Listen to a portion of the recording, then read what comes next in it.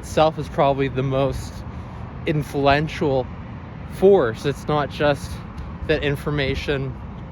is, say, abstract, is that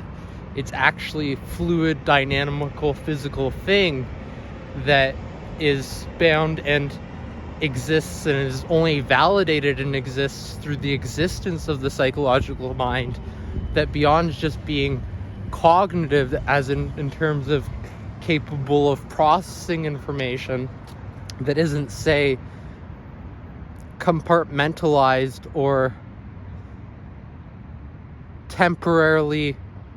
abstracted out and stored in a different remote location for the purposes of extending the functionalities of the mind in a more practical and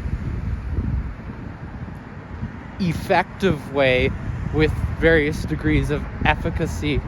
and reliability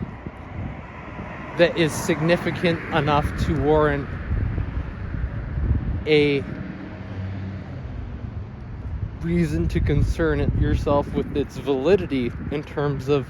having a psychological effect that might be worth exploring more in its depth. But you can take an interest in potentially any sort of psychological study or finding insofar as it makes sense to you. You can comprehend its substances in relation to the physical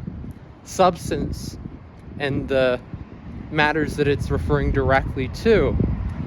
And you can characterize it with whatever subject matter of your own conscience you would like. But that doesn't necessarily mean that that's true. And often what matters most in terms of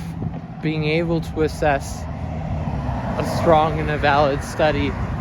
is that it tends to reemerge across different conditions and situations and replications and studies and controls that are used to be able to identify specific variables in which we're determining patterns of causation and effects and influences within specific scientific paradigms that have a basis in natural philosophy, in which